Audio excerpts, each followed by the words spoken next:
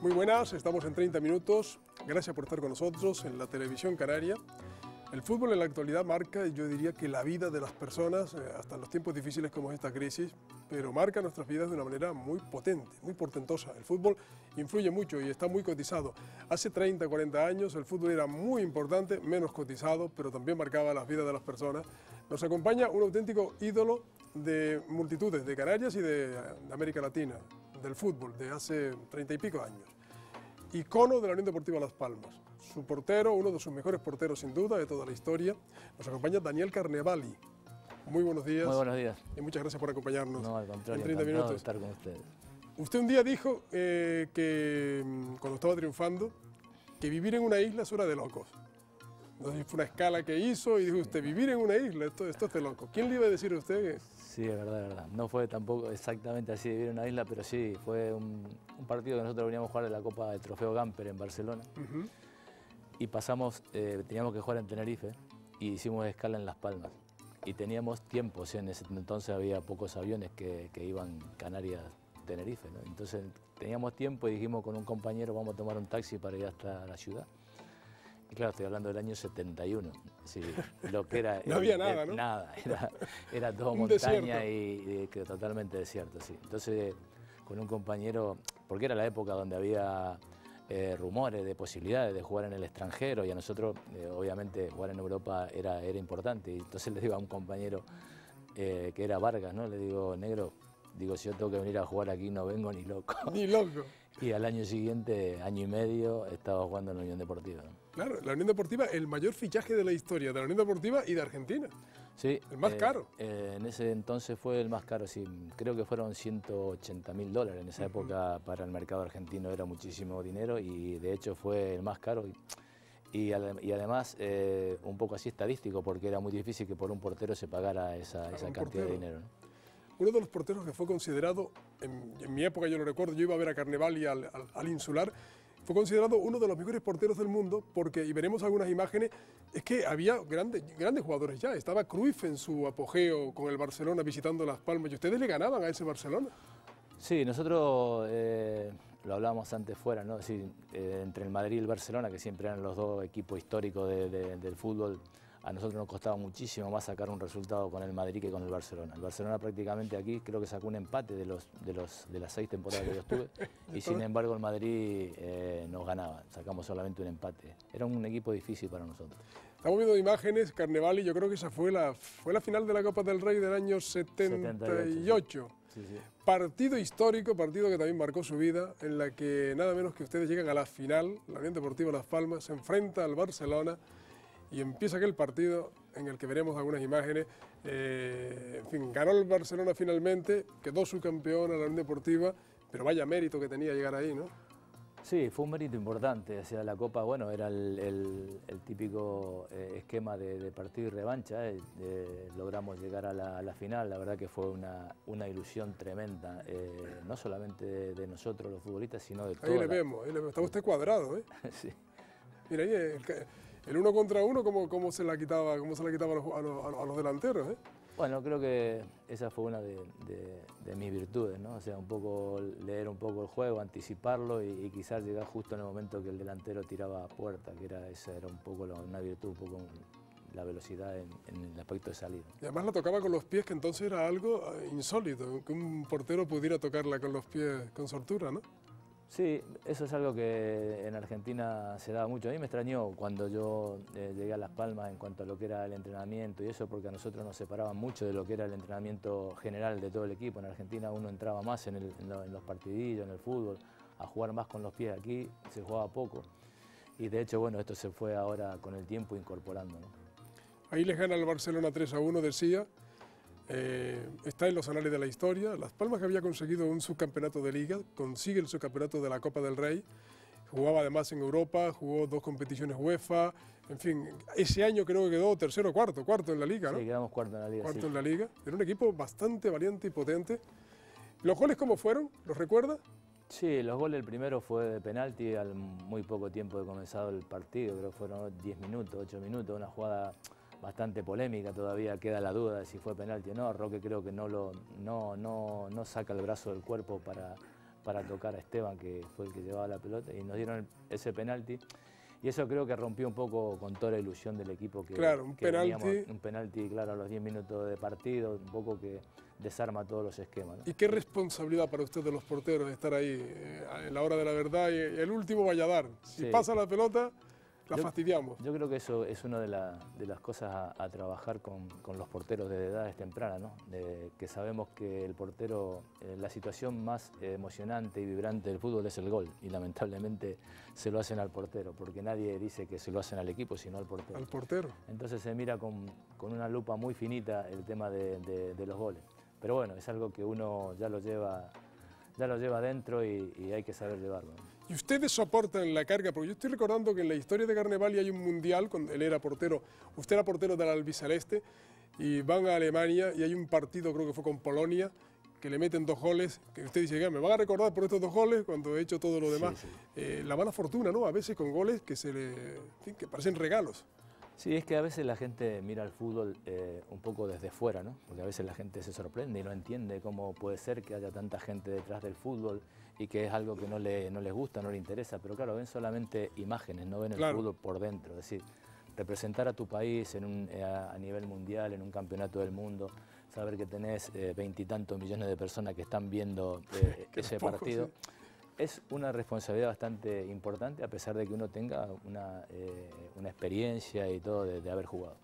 Y claro, toda esa ilusión que tenés en el previo, porque nosotros llevábamos prácticamente clasificación y después un mes previo a esos partidos de concentración, toda esa ilusión y esas ganas que tenés se desarman en 10 minutos de juego, ¿no? Y fue una jugada que fue en un córner que yo quise buscar un balón, me tocó mi compañero en el codo, solté el balón y se la dejé al Lato en el pie para que marcara. Ahí ya no hay nada que hacer, ¿no? Y empezás el Mundial con ese gol, es un poco como que decís, es todo negativo, ¿no? Pero bueno.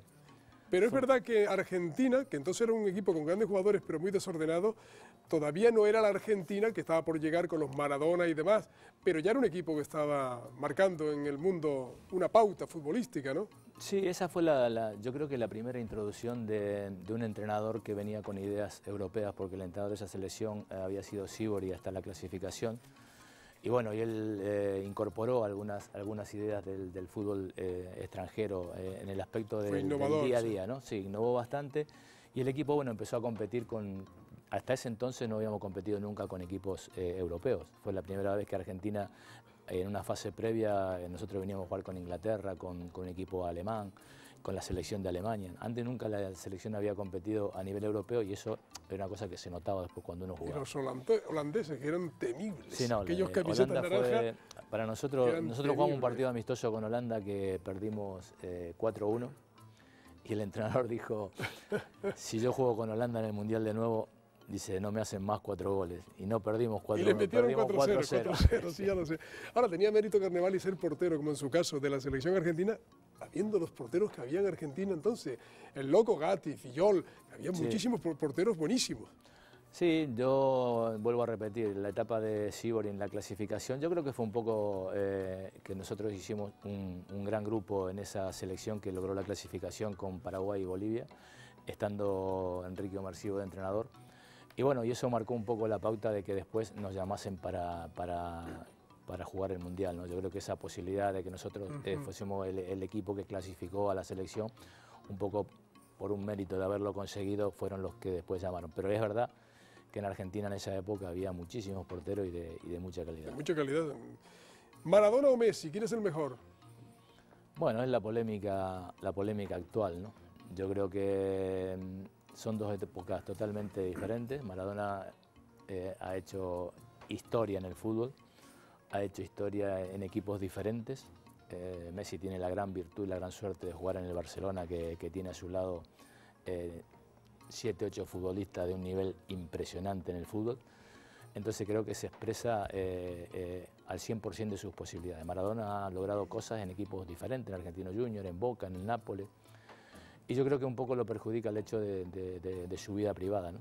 Sí, la parte aquella pero a nivel futbolístico yo creo que fueron tremendo, ¿no? Grandes jugadores y a lo mejor con algunas diferencias, pero mínimas. Entonces por eso la gente yo creo que va en el gusto de cada uno cómo ve al futbolista. Hablamos de Pelé, de Maradona, de del propio Cruyff. Sí, sí, sí. ¿Cómo era Cruyff? Usted que jugó, que lo veíamos en las imágenes frente a Cruyff.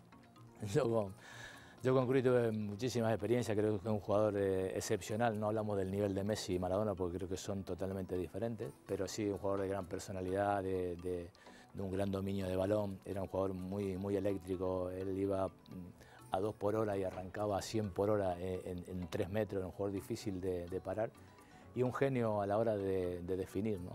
Yo tengo situaciones de goles que me ha marcado tanto en el Barcelona como en el Mundial, y yo salir a tapar y decir, no, esto no puede ser gol, y sin embargo él saca un invento de su chistera y es gol. La verdad que era un jugador buenísimo y excepcional para la época, ¿no? La historia del fútbol está en nombres como Di Stéfano, que todo el mundo que lo vio jugar dicen que era también espectacular, era tremendo, ¿no? Sí, yo no tuve la suerte de verlo, pero bueno, por los comentarios de Argentina y de España y de ver cosas, era un jugador, hablan de un jugador muy completo a todo nivel, no solamente en el juego, sino el estar con el compañero, ayudar al que estaba mal, él iba a la defensa, hablaba con el lateral izquierdo, si tenía problemas lo ayudaba en el vestuario, en fin, hablan de un jugador muy completo.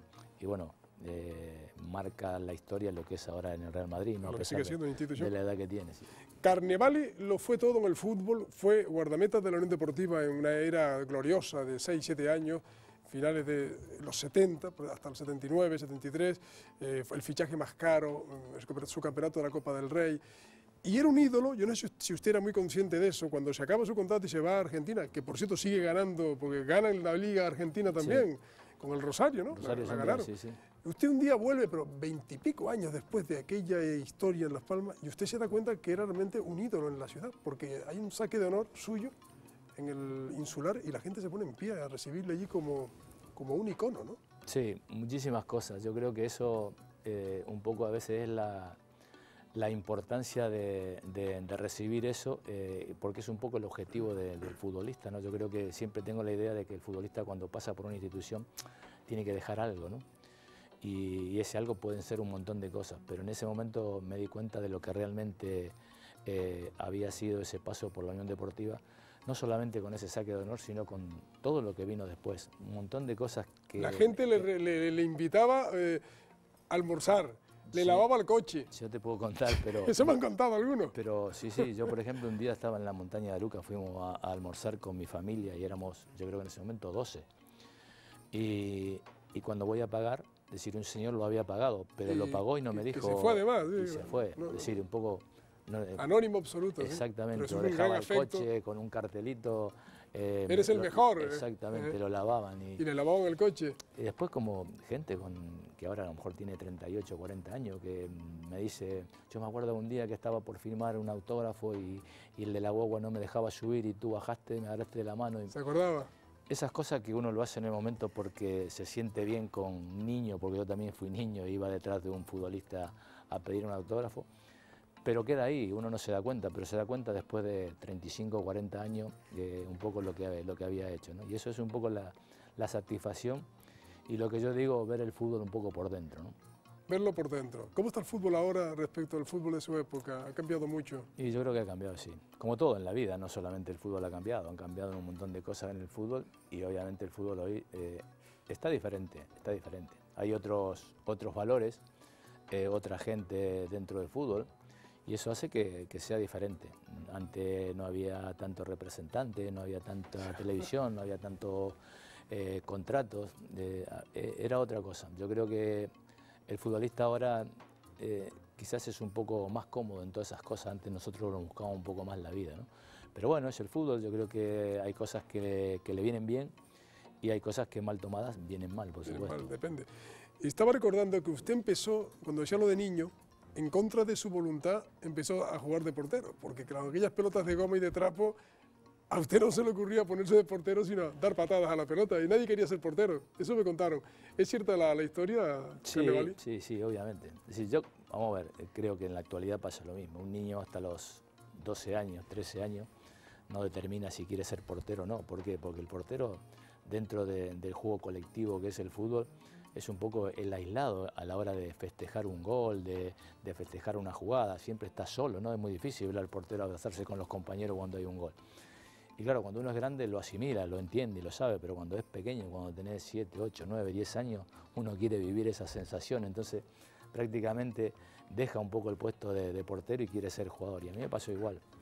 Yo jugaba adelante, agarraba la pelota y por ahí no se la quería dar a nadie, y eso fue lo que hizo de que los compañeros me decían, no, no, tú no la pasas a puerta. A la puerta, y empecé a jugar castigado a de portero, sí. Castigado de portero. Pero es verdad que al principio no quería hacer, ya después, bueno, a medida que fue pasando el tiempo... ¿Notó que tenía condiciones innatas para ese puesto cuando se vio, pues bueno, en contra de su voluntad, ejerciendo de portero? Hombre, yo creo que me lo hicieron ver, porque yo a nivel de a lo mejor 13, 14 años jugaba en el barrio con gente de 18, 19, y me ponían de portero por eso, por condiciones. Íbamos a jugar los típicos torneos de fútbol 7 que antes se jugaban en los estadios, en las canchas de baloncesto. Se hacían 2 porterías, en cambio de baloncesto se jugaba al fútbol 7. Y bueno, y había gente que decía, voy a ver al portero de tal equipo porque paró 3 penaltis el otro día. Y todas esas cosas van haciendo a que uno vaya viendo de que bueno, que aparentemente tiene condiciones para el puesto, porque también se lo hacen ver. Y también le vas agarrando ese gustito y ese afecto a ser portero, porque... Esos 3 palos a veces acaban marcando ya y se les coge cariño, ¿no? Sí, pero yo siempre digo lo mismo, o sea, si uno no tiene cariño al puesto, muy difícilmente puede ser portero. Sí, porque hay una etapa de aprendizaje que es desde los 12 hasta los 17, 18 años, hasta la etapa del alto rendimiento, donde es duro ser portero, porque hay que asimilar un montón de cosas positivas y negativas del puesto. Entonces realmente te tiene que gustar. Y además de gustarte, tampoco te tienen que agobiar, ¿no? Porque de última te agobian de decir, bueno, no entreno más y me voy. Pero yo creo que es un puesto de que si hay realmente niños que le gusten, hay que cuidarlo, porque escasea. Estuvo a punto de irse y dejarlo porque un entrenador lo humilló de una manera que nunca usted olvidará y que creo que su padre fue el que le dio un empujón para que lo superara, ¿no? Sí, para mí mi padre fue una persona muy importante en todo lo que yo pude haber llegado a hacer en el fútbol, porque él había sido portero también, y cuando estaba jugando a un buen nivel en un equipo de, diríamos, como si fuese aquí un segunda B, tuvo una lesión importante de rodilla, de menisco. En esa época, claro, lesionarse un menisco era como hoy en día un cruzado o más, ¿no? Y entonces el club no le quiso pagar la operación y estuvo tiempo prácticamente sin hacerla, hasta que el padre consiguió dinero para poder hacerse la operación, se la hizo él, pero claro, no quiso jugar más en ese club por lo que le habían hecho. Entonces el club no le quiso dar el pase y él prácticamente quedó sin jugar. Entonces a mí me acompañaba a todo sitio, él me acompañaba a todo sitio, salía de trabajar, nosotros teníamos un terreno grande en casa, se ponía a entrenarme, o sea, él quería que triunfara y que llegara, ¿no? Y ese día estaba yo jugando un partido de Copa en Argentina, y estaba el portero titular, y yo en el banquillo, y el portero titular 2 veces cayó con una lesión que tenía y pidió el cambio con la mano, y el entrenador que estaba al lado dijo, no, que siga jugando, que no hay suplente. Estando usted sentado en el banquillo estaba, esperando. Sí, al lado prácticamente de él, ¿no? Yo no sé cuál fue la idea, si era porque le decía que no había suplente para que él siguiera jugando, porque realmente no tenía confianza en mí, que después me demostró que no tenía confianza, porque después fui vendido. Pero en ese momento yo, cuando terminó el partido, me fui para mi casa y claro, no quería jugar más, ¿sí? Porque notaba totalmente injusto, porque a mí siempre me gustó trabajar y estar pendiente de mi profesión. Bueno, en definitiva me dijo mi padre, no juegas más, pero yo te llevo de la oreja, ¿no? Bueno, volví a ir y empecé a jugar. Terminó el año y a mí me vendieron. O sea, él aparentemente no confiaba porque tenía poca edad, quería un portero de experiencia. ¿Qué tenía, 17 años, 18 años? Yo tenía, no, 19 años, 19 años para 20, sí. Era joven. Y me vendieron a Atlanta, de Buenos Aires. Él trajo un portero con más experiencia, que estaba jugando en primera división, y a mí me vendió a Atlanta. A mí realmente me hizo un favor, porque empezó la liga al año, sí, al poco tiempo, empecé jugando en primera división y los 30 días estaba ya en la selección juvenil de Argentina. O sea, que se disparó. Sí, y después al poco tiempo al poco tiempo no, el año 72, 73, cuando estaba Sívori de entrenador en la selección, sí. Tuvo un problema familiar Sívori, y el que lo suplantó fue justamente ese entrenador que a mí me había dicho que no había suplente. De un nombre muy raro este hombre, Ignominielo. Ignominielo. Sí, fue un adelantado también en fútbol. ¿Y qué le dijo cuando lo reencontró después de...? Nada, después de un tiempo me reunió en una habitación y me preguntó con quién me gustaría jugar de central en el partido que tocaba jugar un partido contra Brasil, y me dijo con quién era la pareja de centrales que yo quisiera jugar, ¿no? O sea, las cosas que tiene el fútbol. Quiso ¿no? compensar. Sí, no sé si quiso compensar o bueno, nosotros éramos gente de experiencia, de mucho tiempo en la selección, ahí hacía un año y pico que estábamos con ese grupo y a lo mejor quiso hacer una pregunta como diciendo, bueno, no me quiero equivocar en esto, a ver, consulta. Pero ¿no? como es la historia, ¿no? Exacto. Se le hacía la pregunta a aquel al que había humillado. Yo digo que siempre hay una posibilidad La segunda oportunidad, hay que esperar revancha, siempre. Sí, señor. Tenía su padre razón. Carnevali, ¿y en Las Palmas ahora qué hace? Bueno, en Las Palmas estoy trabajando en el club, un poco en la coordinación del tema de porteros del club, viendo fútbol, viendo nuestro propio portero y mirando partidos para un poco visualizar porteros que tengan la posibilidad de... Estamos viéndole ahí en donde, esto es con chiquillos. Estos son mis nietos. Con creo, sus ¿no? nietos. Ese es, Sí. y además creo que usted ha tenido una escuela, un club, su propio club de enseñanza de fútbol. Sí, yo cuando vine de Argentina hicimos un cursillo en Lanzarote y bueno, había un señor que yo le comenté la idea de poner una escuela de fútbol y me dijo, yo tengo un solar en Las Palmas. Ahí, ¿sí? Empezamos en el año 98, sí, con una escuela de fútbol, ya después el primer equipo federado, hasta que bueno, continúa ahora con lo que ahora tenemos, que son prácticamente 2 equipos, ¿no? 2 equipos, tremendo eso. Sí, hay que llevarlo. Claro, me imagino la lata y el amor que tiene por el puesto de arqueros, como dicen en Argentina, ¿no? El buscar buenos porteros, enseñar a jugar a la pelota. Hay un portero que usted conoce bien, René Higuita, que hizo aquella parada desde el Escorpión, que ha sido calificada la mejor parada de la historia. Hay que tenerlos bien puestos en Wembley. Aquel disparo, Higuita se tira hace una especie de columpio de frente y con las espuelas, digamos, de los botines, adelantándose a su propia cabeza, salva aquel balón. Yo creo que son gente que bueno... Qué parada aquella, ¿eh? Sí, que marca una historia. Ellos un poco están rayando la irresponsabilidad con la locura, ¿no? Una media locura ahí. Porque en ese momento... Pero claro, eso muchas veces sorprende, espera que el delantero la toque por arriba. Es un poco lo que hacía Gatti, ¿no? Que fueron gente que... El loco Gatti, ¿no? Sí, por eso son gente que marcan una época en el fútbol porque son un poco adelantados. Si uno recuerda lo que hizo Gatti en fútbol, que era un portero que le daban la pelota, salía regateando, salía un saque de banda, y es un poco lo que se está usando hoy en día con los porteros, ¿no? Sí, porque el portero todos queremos hoy en día que juegue en la pelota, que sepa jugar con el pie, porque ahí ahora hay que dársela, ya no la puede coger con la mano. Pues gracias a la locura de Gatti lo traen a usted a Las Palmas, porque quien iba a fichar era Gatti, ¿no? Sí. Y Bentancor dijo, un poco loco. Sí, Bentancor y además yo creo que fue en ese momento Jesús García Panasco, que era el secretario técnico, que bueno, era un poco, no le gustaban toda esa locura y esa extravagancia de Gatti, vestimenta, ¿no? Exactamente. Entonces lo fueron a ver, Gatti estaba con la vincha y con pelo largo, entonces dijeron no. Y bueno, y eso dio la posibilidad de que ficharan a ustedes, curioso, la historia como son las rocambolescas en el fútbol. Sí, obviamente. ¿Quién es el mejor? Casilla, Valdés, David De Gea, de los que en España más se han despuntado. O sea, apartamos de la base que estamos hablando de 3 porteros de muy buen nivel. Tremendo. Es decir, Casilla creo que es un portero excepcional. Siempre está en el lugar adecuado y en el momento adecuado, ¿no? Cierto, son de los porteros que hace falta esto en la final de la Copa, pum, está ahí. Son de los porteros que están ahí, se le nota un poco su fallo, tiene muchísima agilidad, muy rápido. Valdés es otro tipo de portero que se adapta perfectamente a lo que es el Barcelona, juega muy bien con los pies, tiene gran confianza en ese juego y además cuando se lo requiere bajo la portería también es muy eficaz.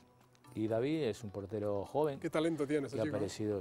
Que ha aparecido en el Atlético de Madrid muy joven y que ahora tiene la gran suerte de estar en Inglaterra, ¿no? Manchester United.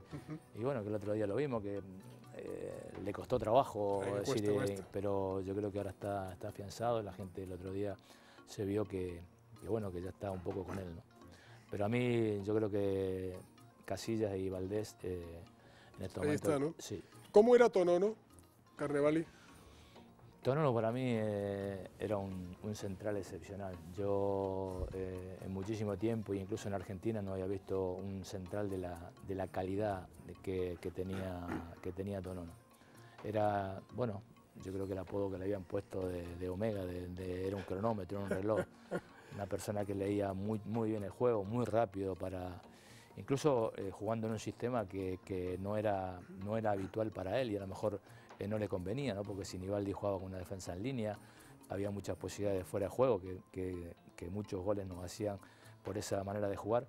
pero él llegaba a todos los balones, a todos los cruces. Yo creo que Sinibaldi lo hacía un poco por eso. Yo creo que fue un jugador excepcional, lo vi poco porque lo vi un año, lamentablemente falleció al año siguiente. Muy pronto se nos fue. Sí, pero muy buen central. Eran muy buenos amigos ustedes, porque había como 5 argentinos y había una serie de canarios que formaban una especie de pandilla. Sí, nosotros, bueno, siempre acostumbramos, se jugaban los días sábados y los días domingos salíamos, no todos, pero sí, había 8 o 10 futbolistas que íbamos a comer asadero, estábamos siempre juntos, terminábamos los entrenamientos, cosas que ahora a lo mejor no se ven en el fútbol. ¿No? Ahora termina un entrenamiento, íbamos nosotros enfrente a tomar un café y eso yo creo que hacía un poco al grupo, ¿no?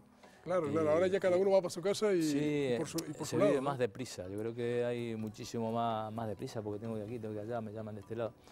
Y eso hace que se pierda esa unificación del grupo y de conocerse más y de contarse más. Cada uno a lo mejor tiene un problema, lo cuenta, uno le puede ayudar. Yo creo que había un poco más de comunicación. Había entonces nombres como Carnevali, Brindisi, Wolf, Morete, más todos los canarios, Germán que todavía estaba, Tonono que hemos dicho, sí. Martín Marrero, sí, Felipe. Estaba Felipe, Gerardo, Miguel Ángel, estuvo León también. ¿Se acuerdan de alguna alineación de memoria?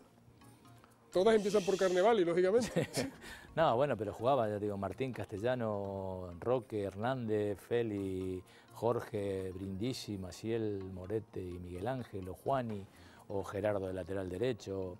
Ese Wolf era tremendo también, ¿eh? Sí, él jugaba. Yo lo recuerdo bien. Él tenía 3 posiciones, se movía dentro de las posiciones de central, de lateral derecho o de número 8, el antiguo número 8 que había. Y la verdad que, bueno, era un jugador inteligente, listo para jugar, con mucha calidad técnica. Mucha calidad, sí. Y, bueno, y Morete, Brindisi. Sí, son jugadores que hoy en día superdotados. Se hace muy difícil. Superdotados, además todos juntos en un equipo. Así era grande la Unión Deportiva que cosechó lo que cosechó. El partido que antes veíamos, la gran final con el Barcelona, era de tú a tú. Cuando ustedes recibían al Barcelona, le solían ganar, antes lo decía, un empate le sacó. ¿El Madrid les ganaba siempre de buena manera o había alguna mano arbitral, como ahora tantas veces se polemiza cuando un grande le gana a un equipo como la Unión Deportiva entonces, aspirante a estar entre el tercer o cuarto lugar? Siempre se busca el árbitro. ¿Cómo ganaba el Madrid? ¿Limpio o había alguna duda? Bueno, yo creo que hay equipos que no se dan bien. Es decir, que no se dan bien. Sí, hay equipos que no se dan bien, hay equipos que, si al margen de que sea el Madrid, a lo mejor puede ser el Bilbao o el Valencia, o hay equipos que no se dan bien. Nosotros en Madrid aquí no se nos daba bien, incluso, bueno, hay historia, ¿no? En el 4-0 y después en el 5-0, y todos hablan bueno, del árbitro, que el balón se fue afuera.